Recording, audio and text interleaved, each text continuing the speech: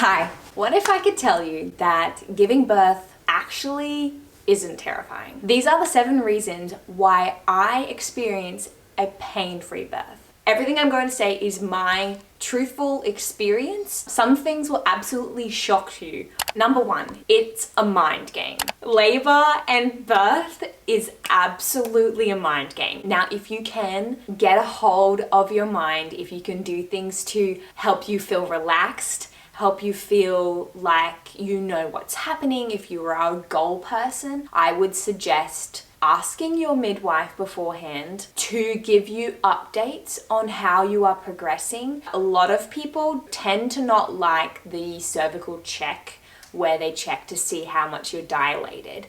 Now, I was scared of this and I thought it was hurt. In my experience, it didn't hurt. The cervical checks actually helped me to feel like I was getting somewhere. In my experience, I wish I told my midwife that I really thrive, and I think everyone thrives on encouragement and hearing progress and hearing that things are normal. When I was in the hospital in labor, I wanted to know so badly that what I was doing was helping or that it wasn't helping. And I wanted to know what was going to happen next, what stage I was in. I wanted to be communicated with constantly. I wanted to hear in the background some updates and some encouragement. The reason why most mums, when they're giving birth, look like they want to be alone is because they can't actually verbally communicate because they're so focused on what they are doing, and it breaks their concentration when they talk. In my experience, it's so fine for when someone talks at you, especially when it is something encouraging, because that boosts the hormone oxytocin, which is the happy hormone and the love feel good hormone, and that is what helps progress our labor. It is so important. So it's more about your mind than it is physical.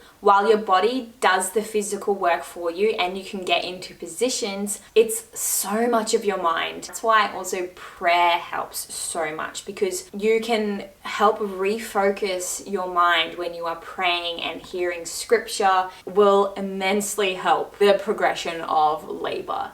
Number 2, your sense of safety can speed up your labor or slow it down. I experienced this when I went into the hospital. I was 4 centimeters dilated at this point. As soon as I got out of the car and entered a place that felt essentially unsafe, there was bright lights, I didn't know where I needed to go, there was lots of questions happening in my mind. Where's my midwife?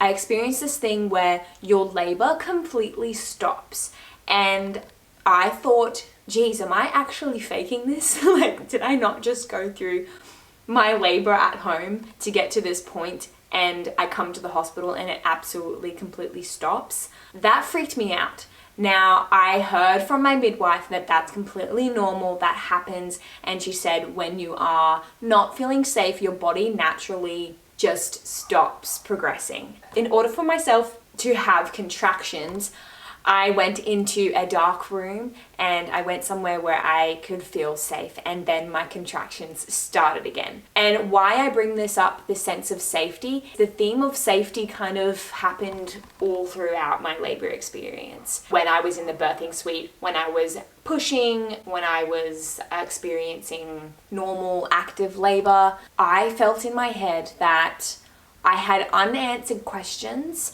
didn't feel comfortable in the position I was, and I remember thinking, I don't feel relaxed and safe, and I noticed my body was slowing down contractions. My 3rd point, and this one, oh my gosh, this one is so important, and I don't know why.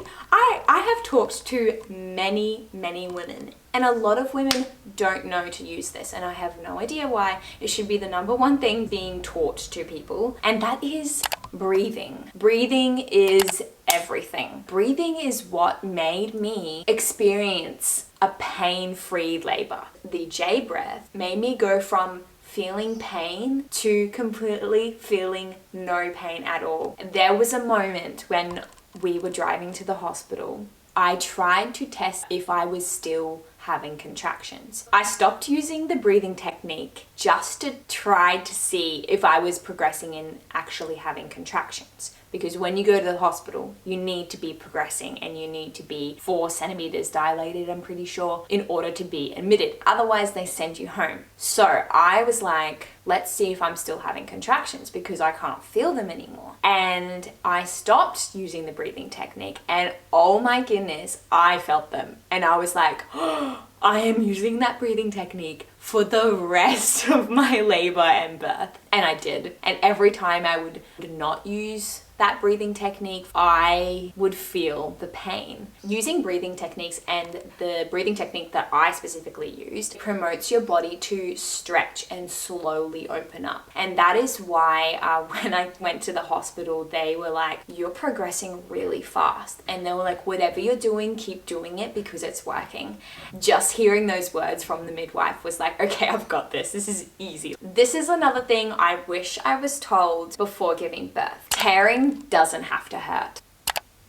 And it didn't hurt. Tearing did not hurt for me. That was because my body was prepped for tearing. Now, my baby had a really, really big head, and also he was, I think it was 27 centimeters his head was, but I could be wrong. My baby also weighed 8.9 pounds. He was a big baby. I was also 11 days overdue. So you can imagine he had been over baking for quite a while. I was scared of tearing for that very reason. I mean, every woman is scared of tearing. Often that is reasons why people don't want to get pregnant, because they're so scared of tearing or birth in general. I did not feel tearing. I believe that is because I was prepping myself with breathing. I was very malleable, and I talked to a gynecologist and she said that even if you do tear, your body is so amazing and malleable, it will heal up as if nothing's happened.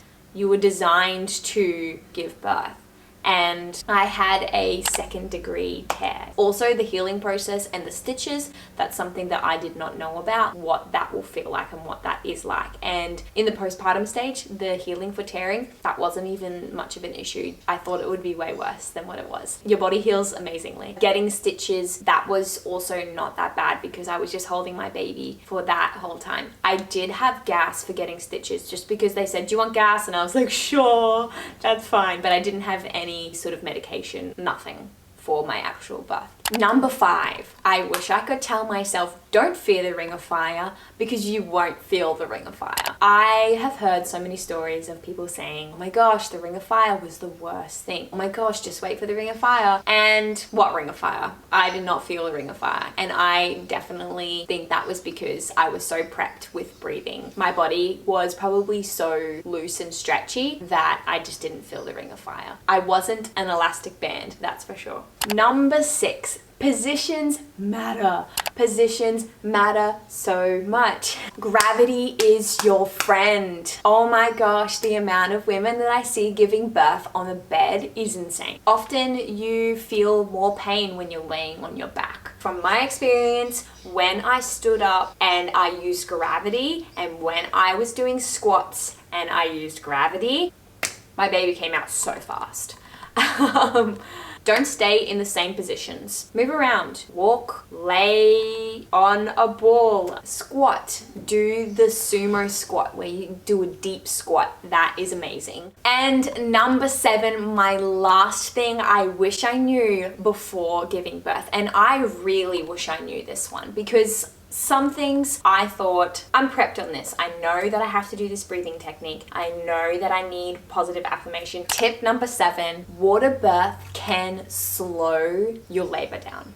That might be controversial because I know there's like such a big rave about water birth, and maybe people have had beautiful water births and they loved water birth. Going back, I would still have the option of having the bath, but I wouldn't necessarily stay in it the whole time. I am not a midwife. This is just what I've experienced and what I've heard. But yes, sitting in the bath in water can slow things down. You could be sitting in the bath too early and it could completely relax you and stop the progression of labor. In my experience, I think I did go in the bath a little too early. I went in when I was close to 6 centimeters dilated, I would say. When I was sitting in the bath, I got in there and I thought, wow, this like feels amazing. I feel light. This is great. I don't have to stand anymore. And then when contractions came and when they got more intense, I found that I couldn't squat in the bath. And I couldn't hold things to keep me stable to be able to push and do a contraction. Now, I started experiencing the urge to push when I was in the bath. As the urge to push came, the contraction would come through and I couldn't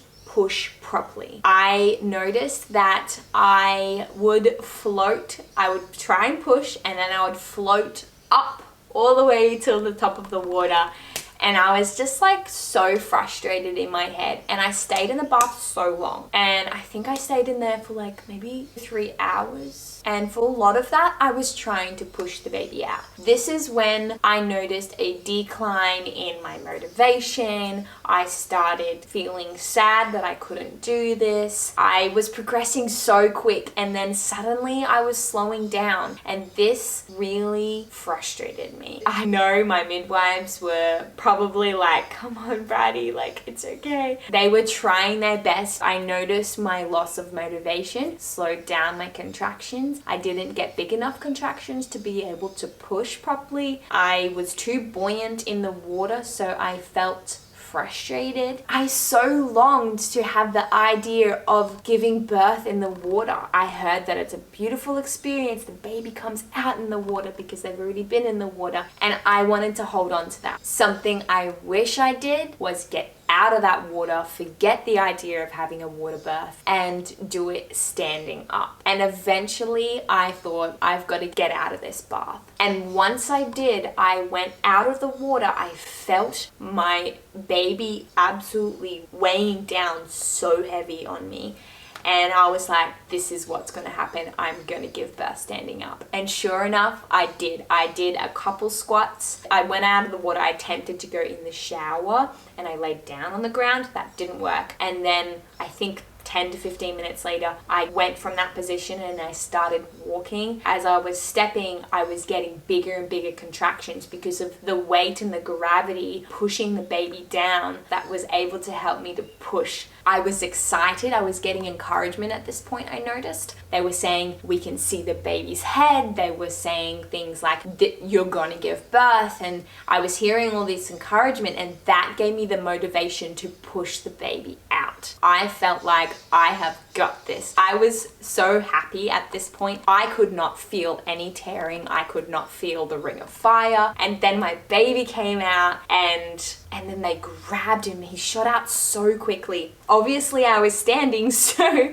they had to grab him before he hit the floor. They put all these towels and protective gear to make sure it's safe. But they grabbed him and then they lifted him up and put him on my chest, and it was the most beautiful experience, and I will definitely try standing again. Paired with the breathing and the encouragement, those 3 things I noticed helped me so much. Those are the 7 things I wish I knew before giving birth. For those of you that want more, I wrote down 3 extra tips. Watch positive birth stories and a positive midwife. I watched Bridget Taylor. That was amazing for me. When I was in labor, I didn't care about eating. So when you are in early labor at home, make sure you eat because you'll need the energy. Get great support and people with initiative so that you don't have to make all these decisions. In the comments below, I would love to hear your experience in giving birth and what helped you. Even if it's the tiniest little thing, I would love to reply to you guys. If you enjoyed this video and want to get more information on my birth experience, I will link the videos below, and this next video will be my birth vlog. Thanks for watching, guys. Bye.